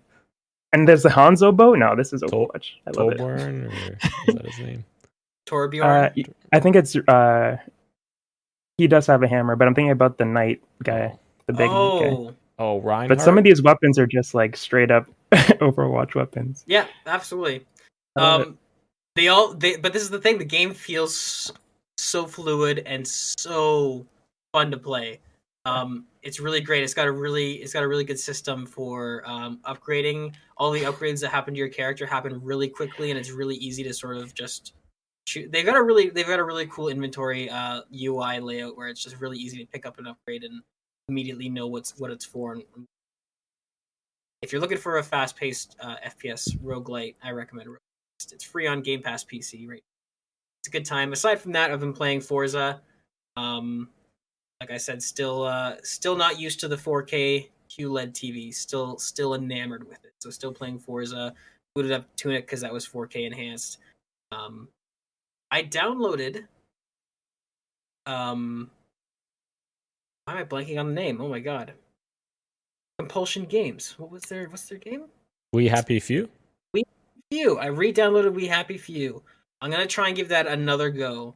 Although I realize I downloaded it on the Xbox and I think it's on for PC as well, which is probably where I'll want to play it. But I was so hyped for that game, and then it came out and it was game preview. Not, I thought it was a lot of people thought it was going to be a fully finished game, and it was game preview, and it just didn't quite live up to the hype. But I do like that genre of game, and I really still dig the art style and the vibe of that game, and I love alternate history stuff.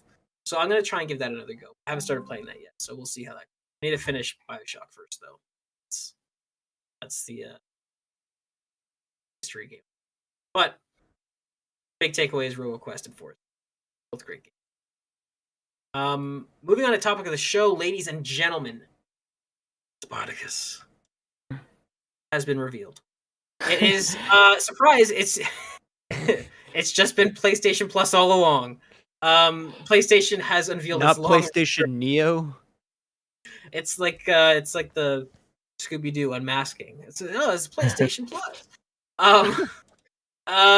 So yeah, PlayStation has unveiled its long rumored Game Pass, in quotes, these are big quotes, style subscription service, which comes in the way of a PlayStation Plus rebrand. The PlayStation Plus service now comes in 3 tiers, each priced differently and offering different perks.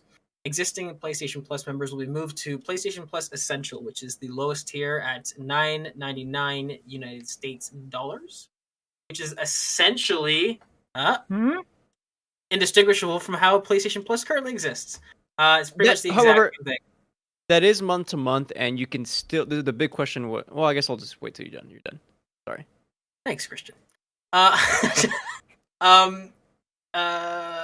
is that? PlayStation. So the second tier is PlayStation Plus Extra, priced at $15 United States, and provides up to a catalog of 400 PlayStation 4 and PS5 games from first-party and third-party developers. These are available for download, and it's interesting is that it doesn't seem to mention if this is a month-to-month switching out system, if it's just 400 and they stay there and you get more added on. It'll be interesting to see how that works. So that's PlayStation Plus Extra, which is awful naming. And then the final tier is PlayStation Plus Premium, priced at $20 a month, which adds an additional 340 additional games from PlayStation 1 PlayStation 2, PlayStation 3, and PSP. Now, what's interesting about this tier, all of the PS3 games are only playable from streaming. However, they haven't specified which ones, but apparently some of the games from the pool of PlayStation 2, PlayStation 1, and PSP, some of them are streamable and some of them are downloadable. Don't really know how that works. So it's a bit confusing, but that's pretty much the service. This is what a lot of leaks have mentioned and have reported on. I'm pretty sure it's actually exactly as it's been leaked.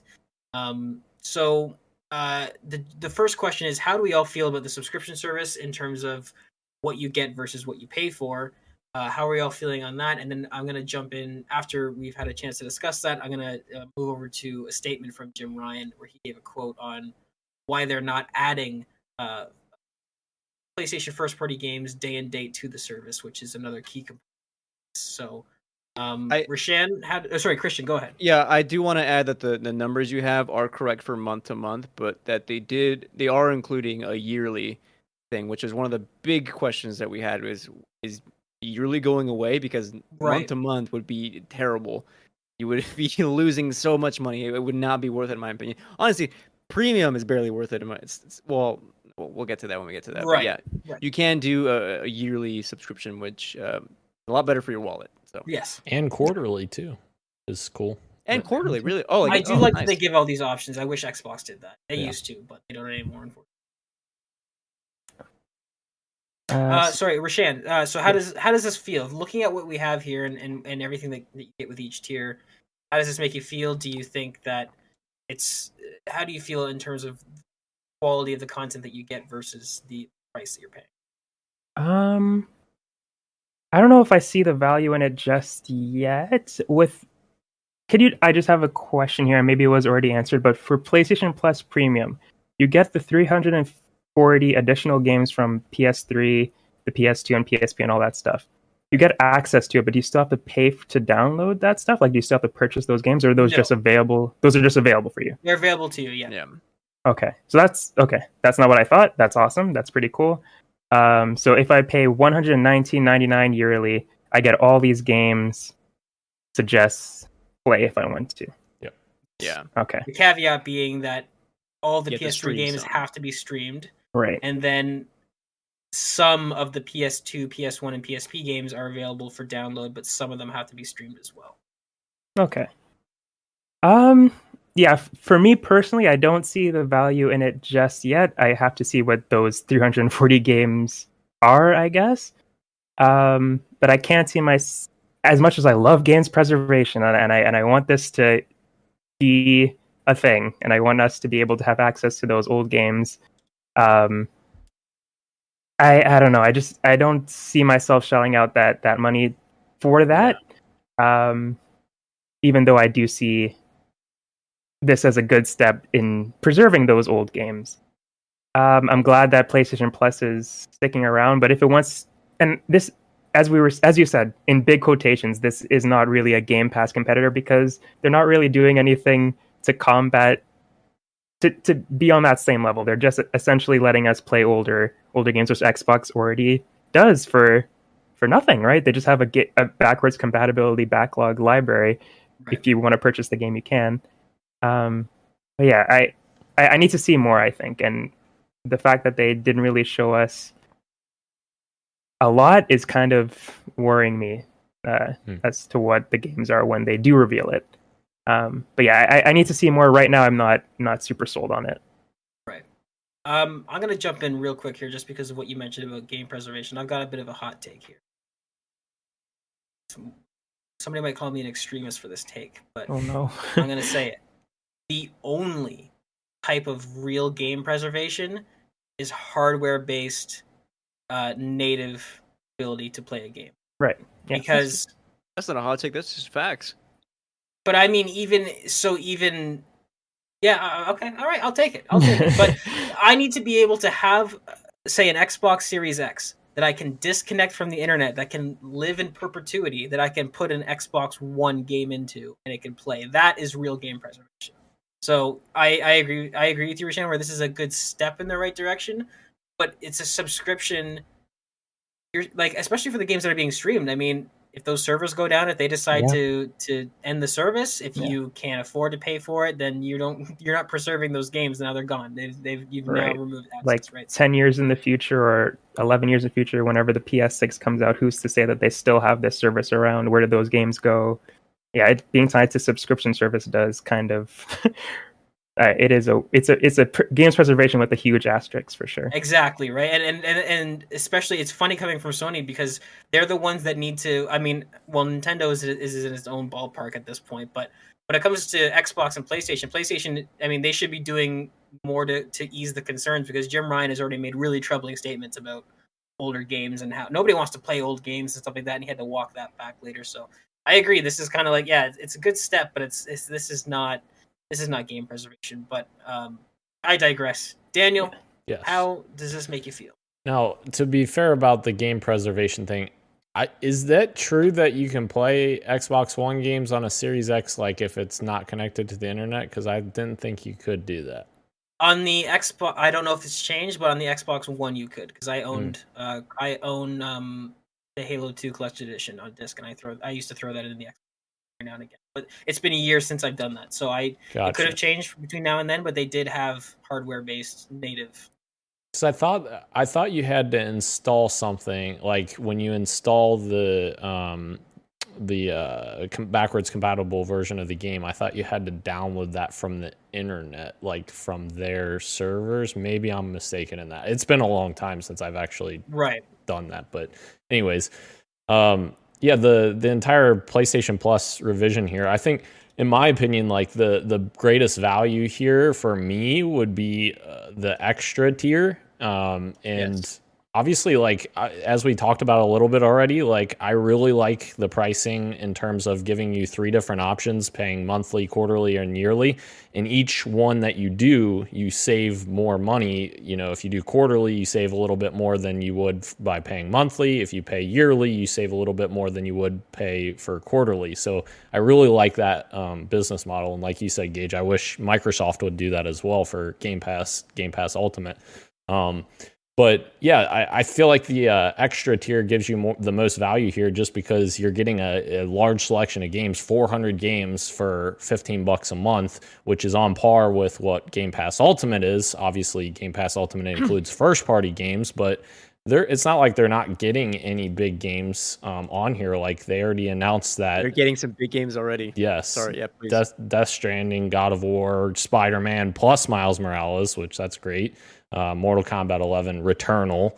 Yep. Yeah, so they're getting a lot of good content. It's just they're not getting day one releases.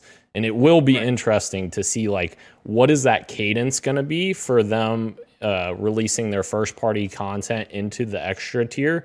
Like obviously at a certain point, I feel like we're going to have an idea of like, okay, this game's going to release in the extra tier 6 months from now or 6 months after launch. Looking at you, Ghostwire Tokyo. Yeah, that's a good point. A good way to measure that is Ratchet and Clank in that. I don't think they announced whether it is or not, so I'm assuming if Returnal is and Ratchet and Clank isn't there only like a month or two between those games? We could kind of use that as a starting point for however many months. Yeah, true. Yeah. Returnal came out first, I think, right? Yeah, it did, but it's also like one is they're both AAA studios, I guess now in my opinion, but. Like one is like a studio with like a lot of lineage with PlayStation, and one is like their first AAA game. So you don't want to use it quite as like the bar for like timeline because I think PlayStation might see these games as kind of two different. Like Returnal for me is like we know a Ratchet and Clank game is like that's going to sell because it has like an icon of a character and people like buy that as like a series. Versus Returnal, which is like this roguelite, very difficult game, very niche game that like maybe people might try, might not try, and this is where I think. Extra might work so well is you can put those games that people are kind of curious about but may not want to spend the full $70 on a few months down the line. They can try it out there. I think that, like Dan was saying, that's a great place to have extra in. For sure. Yeah, and the $100 tier for yearly, I feel like is a pretty good value for what you're getting in that tier. And like you guys have said, like in terms of the premium tier. A lot of the allure to that tier is cloud streaming access, which is essentially like PlayStation Now type stuff. personally, I think that should be included if you own the games regardless, because that's how it is on Xbox. Like, you don't have to pay for cloud streaming on Xbox. If you own the game and it has cloud support, you can just play it. You don't have to pay for anything. So, like, I feel like that should be a similar type deal, but I don't know. Now the second part of this that I want to get into. Sorry, hey, go let ahead, me Chris. let me go. Huh? Gonna ask everyone else? Oh, sorry. Go ahead. Patiently. I'm just kidding. Giving you a hard time. First, the good news is, like Dan said, I think the pricing model is great. Although I would like to see a family plan now. Now that I'm hearing stuff about Xbox getting that, like PlayStation, like soon, baby, come on. Like we talked about, I think Extra is probably like a really great tier because you get access to like a lot of games, and specifically PS4 and PS5 games that like I just said. If you're kind of curious about like smaller kind of titles, more niche titles, those might have a good chance of going into that subspace down the line. I have two big negatives. I can't remember. Why can't I remember the first one all of a sudden? Well, let's go with the other one first. Is that I think it's been so long. Why can't we stream?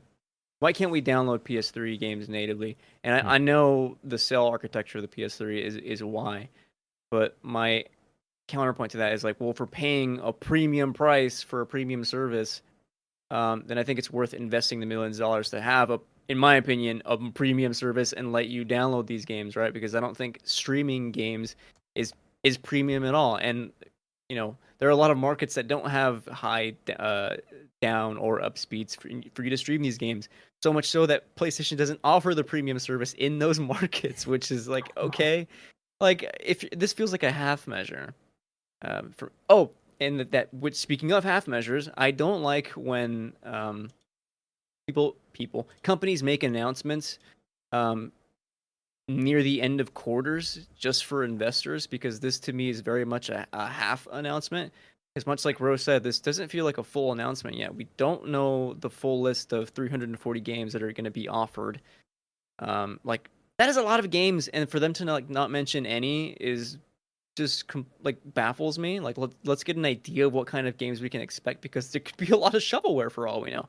I don't think that'll be the case, but like at least giving us an idea of what we can expect, and then maybe I'll like be more excited about this service. But as of right now, it's like this is still 3 months away. Like you did this for investors, and like I get that, and cool to finally have it be official. But other than that, like I still want like more details before I can make a proper judgment.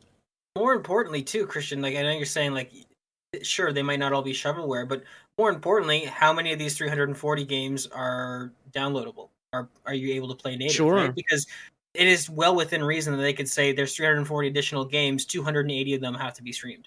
In which case, like a lot of people, that will affect a lot of people's decision, right? Because that's the whole point, is that you're getting an extra 340 games for that tier. But if you're wanting those 340 games, like, oh, well, maybe I can play them locally because this is the premium tier. Well, no, you can't. And another point there, just before we move on to Dan, is that I'm sick of the cell processor nonsense. Okay, it's not the Enigma. People have PS3 emulators on PC. Just random people in their basement have done this. It's not that it can't be done. It's that Sony doesn't want to prioritize it. That is the dirty truth of the story. It's not. Let me play Metal Gear Solid 4 again, man. We're not putting people on Mars.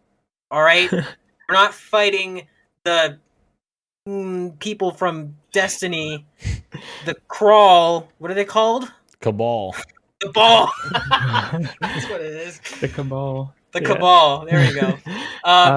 Go ahead. I just had a really quick question. The 340 games, does that includes PSP, PS2, and PS4, or is that just one? Is it just PS3 games? What is that 340? So the 340 additional games is from PS3, PS2, PSP, and PS1.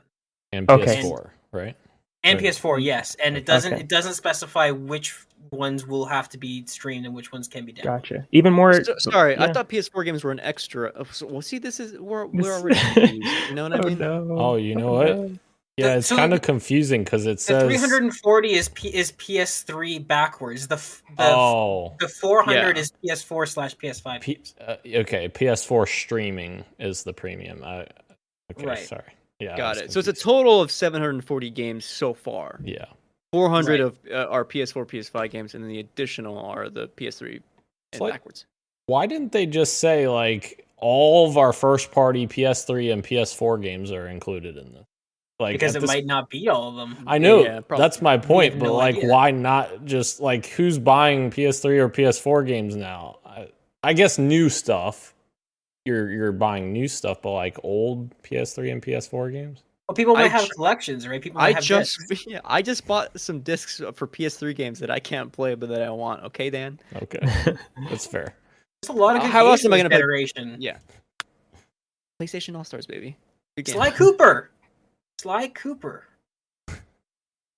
Mm. Dan? Oh, that's all I had. That was it. Okay.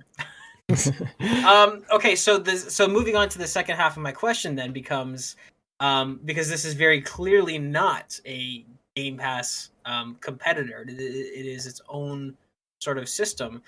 This leads me to a quote that we got from Jim Ryan recently, and I'm just going to read it out to you here, which is that when asked about first-party games not coming to the PlayStation Plus premium service day and date, Jim Ryan gave this response here, and I'm just going to read a couple different parts here, but we're going to start off with, we feel like we are in a good virtuous cycle with the studios, explains Jim Ryan, where the investment delivers success, which enables yet more investment, which delivers yet more success.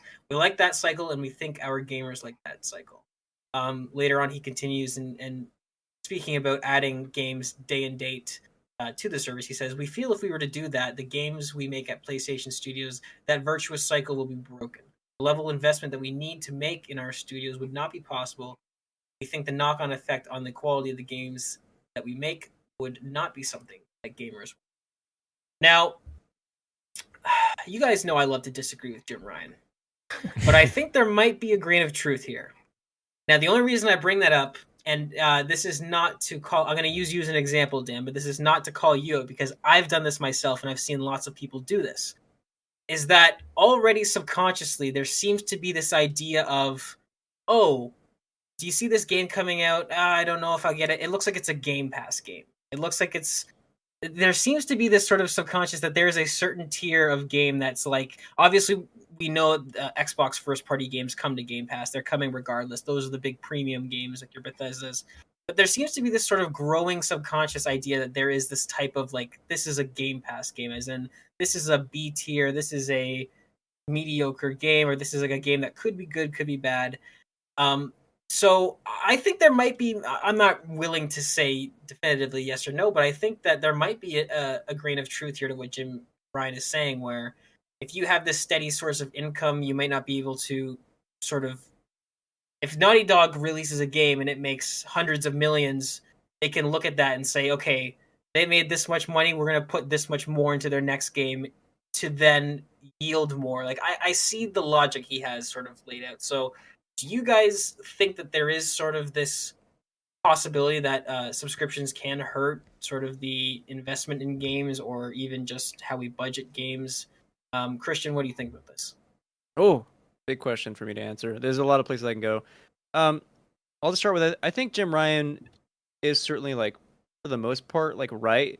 Maybe not with the way I think about exclusive titles, because obviously, like, to answer like another point you made, like, the counter argument is Destruction All Stars. Like, sure, that was a PS Plus game, but like when I look at that, that's a Game Pass game. That's a PS Plus game if I've ever seen one. You know what I mean? So like the reverse is true on PlayStation side as well. But for like, I think like the first party studios, I think with the caliber of games that they're wanting to make and invest in, then yeah, I think we've been having this conversation for the past year that I'm not sure that subscription service would yield the same amount of kind of returns on making those kinds of games, because just the income would be different. You don't have this massive pool of money to invest in the studios to make whatever they want to make, sell at a premium price. We'll buy those, it's successful, and and then you can use that money. Obviously it's profit, but you can also use that to invest into to studios to make another game, a sequel, a new IP, or invest into getting acquiring new studios. So there's really something there. I'm very curious to see what Dan has to say, because when I think of Dan, I think of him as the Xbox guy, and so I want to hear what he has to. What do you think, Jim? About Jim Ryan? What do I think about Jim Ryan? I think Jim Ryan's fine. Yeah, he's all right. He's not my favorite. He's fun. I don't think either approach is wrong personally, and I don't think it necessarily is indicative based on whether it's a big blockbuster studio like Naughty Dog or tiny little freaking Machine Games or something. I don't know. Machine Games isn't tiny, but I couldn't think of anything else. But I think that Microsoft still is trying to get to the point where their first party is on par with what Sony is doing, and we haven't seen the result of that yet. We haven't seen the true result of the Bethesda acquisition, and when the Activision acquisition goes through, there's still a lot more that we have to see from that.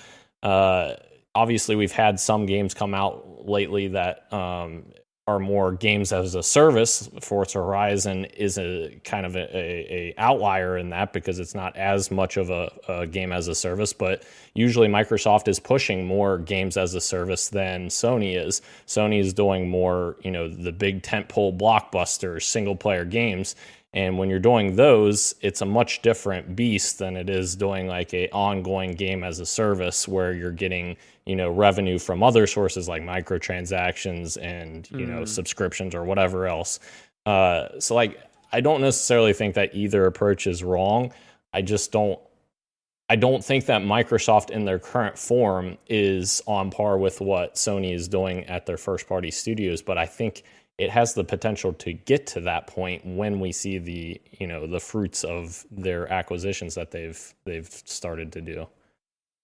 Honestly, this is why I think Extra is a really good place for a lot of these games, where maybe launching on day one, you do get the dippers there. You'll get the profit from people who are really interested in supporting that game on release, and the people that don't, you don't just lose on that. You don't lose it altogether, because if they're paying in for this extra service, we'll be able to play the games down the road. But I feel like that's a good middle ground, even though you're not completely sacrificing all the profits from launching day one on some kind of subscription service. Agreed. Yeah, I as much as I didn't see the value in this program and it not being a Game Pass competitor, I do agree that they don't need to really have a Game Pass competitor. As Dan was saying, Xbox does need to catch up a little bit with the exclusive side of things. And I am just one person, but there was no way in hell that I was going to play Halo if it wasn't on Game Pass. I wasn't going to pick that up if it was just a new game and I had to pay $70 or $60 or whatever, $90 in Canada to play that game. But because it was on Game Pass, I checked it out. And it's not the same on PlayStation side for me. Again, I'm just one person, but I think the general consensus is that their exclusives are critically acclaimed and people come to PlayStation to play those games. And when God of War comes out, I'm going to play it. I'm going to pay that $90. I'm not going to wait for it to be on PlayStation Plus or anything like that. I'm just going to play it day one because I'm excited for that game and I know what a PlayStation exclusive is. And I think Jim Ryan knows that he doesn't need to put his first party games on a subscription service right now. And I think what Xbox is doing is working for them. And I just don't think that Jim Ryan needs to pivot to that strategy right now, if ever, because what he's doing is working for PlayStation, and Nintendo's doing whatever the hell Nintendo's doing, but everybody seems to be winning in their own unique way. But yeah, it will only the future will tell if he shifts gears on this. But as how PlayStation is right now, I don't think they need to do that.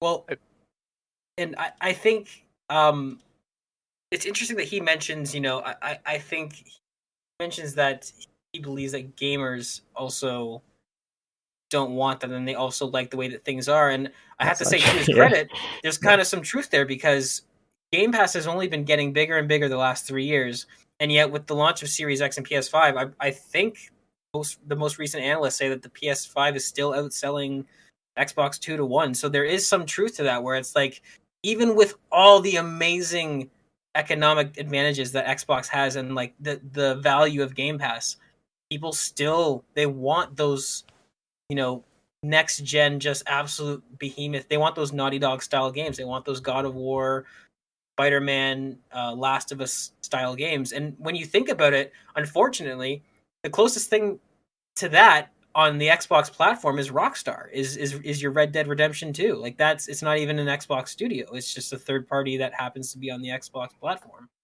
So I won't say that I don't want it. I would love if PlayStation had a Game Pass equivalent that were giving us day one games, and I would want that. Right. But they don't have to do it. Is they don't what have I to think. do it because you're already willing to pay the premium because you know you're getting those premium titles, right? And that's the thing is that,